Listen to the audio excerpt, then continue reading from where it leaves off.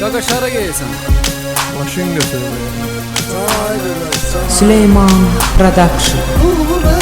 Söylesen o iddialın tilese yaz vurar kapat bilese. Canay qardaş, canay qardaş, canay qardaş, canay qardaş. Maşının adını eşitmisən, maşın bazarına getmisən, ilk ödənişini etmisən. Canay qaqaş, canay qaqaş, canay qaqaş, canay qaqaş. Var maşınında bir ləkər görən paxıllığını çəkər. Rəngi qara diski təkər. Canay qardaş, canay qardaş, canay qardaş, canay qardaş.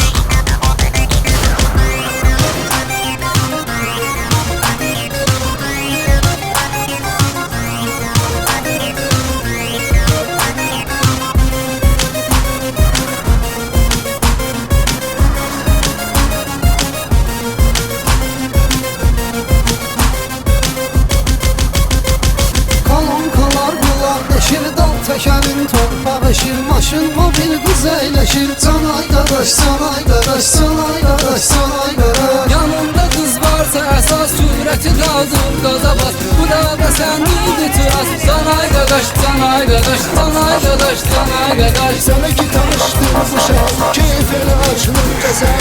O var səhərə qədər. Canay qardaş, canay qardaş, canay qardaş, canay qardaş.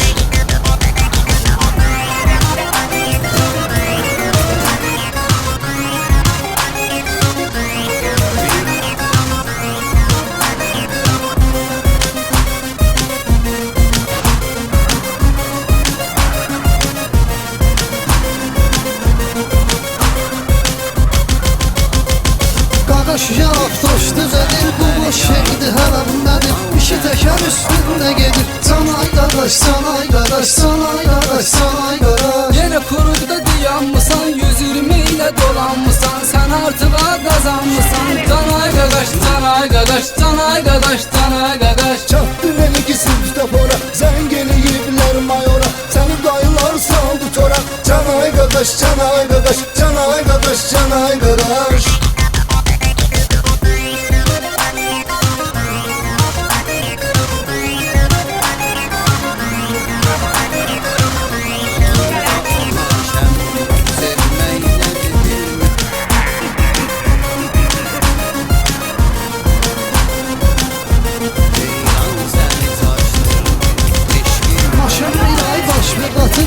Boşalır motor yatır, kreditində vaxtı çatır. Canay qardaş, canay qardaş, canay qardaş, canay qardaş. Qalmadı cibdə pul paran, pozuldu dostlarla aran. Qaroçi bitdi macaran. Canay qaqaş, canay qaqaş, canay qaqaş, canay qaqaş. Baxma gəldi başıma nələr, darıxma vəziyyət düzələr. Su gələn arxa bir də gələr. Canay qardaş, canay qardaş, canay qardaş, canay qardaş.